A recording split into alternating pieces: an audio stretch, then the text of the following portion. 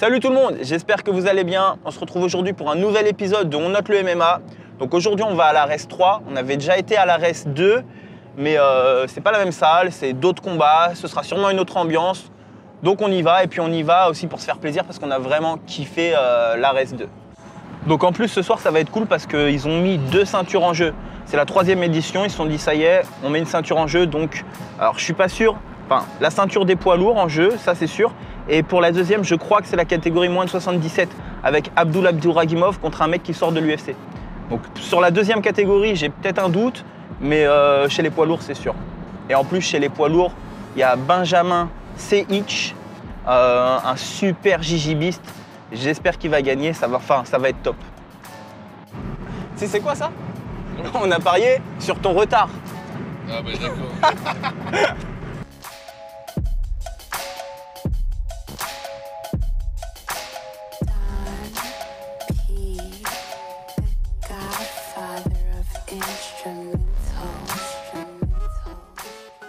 Ok, donc on est arrivé, cette fois-ci c'est à Paris, la dernière fois c'était à Levallois-Perret. Vous pouvez voir ces magnifiques affiches et on se retrouve à l'intérieur.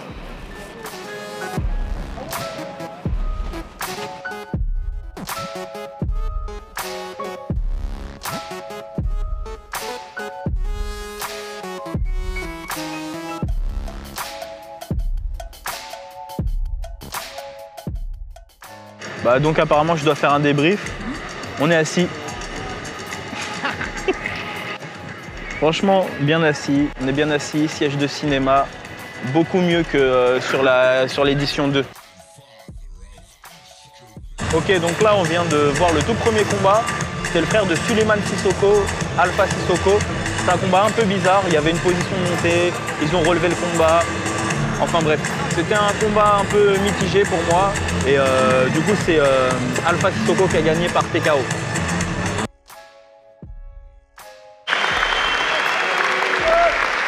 Là pour l'instant, il n'y a aucun combat qui a été à la fin. Donc là, on vient de finir la carte préliminaire. Donc franchement, à part le premier combat, comme on a dit, qui était mitigé, que des finitions et du beau spectacle. C'était bien.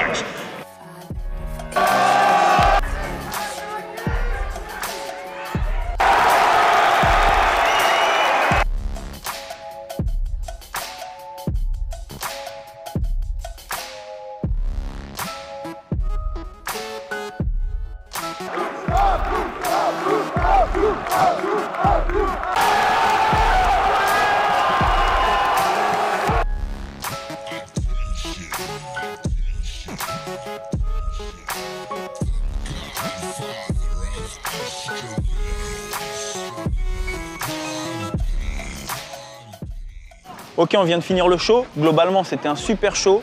Main event de malade. Donc là, on va manger et on fera le débrief et on mettra notre note juste après. Bon, bah là, on est dans le parking. Hein. Bon, ça fait que 40-50 minutes. On est bloqué. On ne sait pas pourquoi. Il y a une queue de voitures de malades. Ça klaxonne dans tous les sens. Ça fait officiellement 1 heure qu'on est bloqué dans le parking. Mais tout va bien. Bonne ambiance. Un mot à dire? J'espère que les images du resto vous ont plu.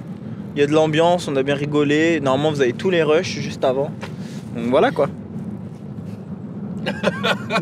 C'était Anthony pour Guruma Info. À vous les studios.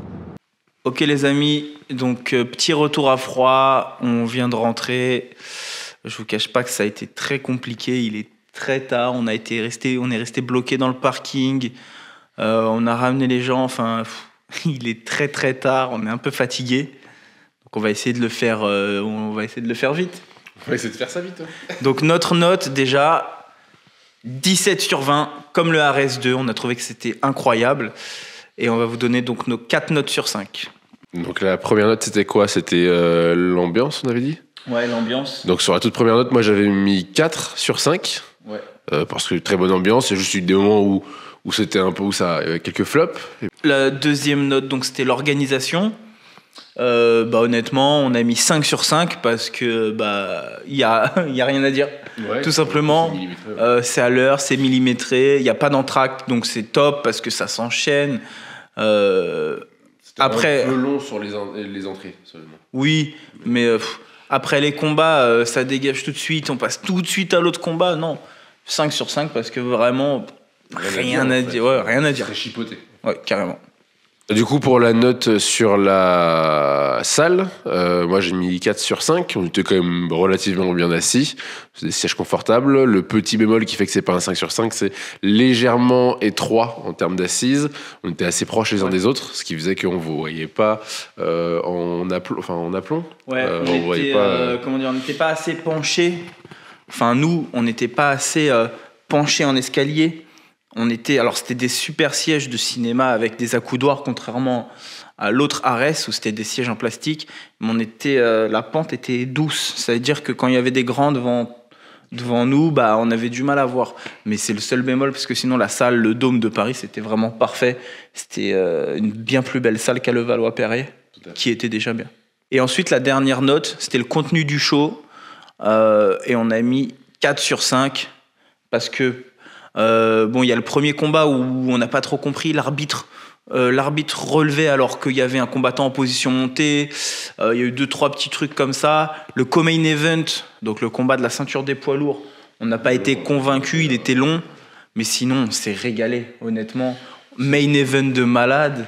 Si on a mis 4 sur 5, c'est plus pour chipoter. Parce que 5 sur 5, ce serait si tout était parfait, gros chaos. Ouais. Là, ça aurait été le cas, sauf si on n'avait pas eu le co-main event qui était un peu décevant. Ouais. Et le premier combat où, effectivement, peut-être des erreurs d'arbitrage, en tout cas des incompréhensions. Ouais, je sais pas si c'était des erreurs d'arbitrage, mais d'un point de vue extérieur, c'est vrai que ça faisait bizarre. Quand il y a un mec en montée et qu'on relève le combat ou quand y en a un qui est presque à passer la garde et qui a des patates, je sais pas pourquoi ils ont relevé le combat, enfin bref, c'est des petits détails. Mais ça vaut pas le 5 sur 5. Ouais, non. Mais voilà. Donc 4, 4, 4 et 5, ce qui nous donne un 17 sur 20, donc comme l'autre Arès. Donc ça nous conforte vraiment dans notre idée que le Arès, pour l'instant, c'est la plus grosse organisation que nous, on a vue. Et je pense que c'est la plus grosse organisation française de MMA. Ouais, comme tu dis. Hein. Enfin, je pense que l'Arès, ça va être notre référence UFC, on va mettre entre de gros guillemets, pour nous en France. Ouais. Parce que c'est vrai qu'à chaque organisation Arès, pour l'instant, on est satisfait. Carrément. Donc là, ils ont prévu d'en faire 9 en 2022. C'était le premier, il en reste 8. Donc on est vraiment impatient de voir ce que ça va donner. En plus là, avec les combattants qui font rentrer, ils sont en train de se créer un sacré rooster. Donc non, ça va être top. C'est tout pour nous. N'hésitez pas à nous suivre sur tous nos réseaux sociaux. On vient de créer un Twitter, on a Snapchat, on a Instagram, on a Facebook, on a YouTube. Donc n'hésitez pas, ça nous donne de la force. On a plein de gros projets qui arrivent. Likez, commentez, partagez, abonnez-vous. Voilà. Merci pour tout. C'est tout. Hein. Et puis pareil, on attend vos notes en commentaire, hein, comme d'habitude. Ouais. Et puis on vous lit dans les commentaires et puis à bientôt. Ciao.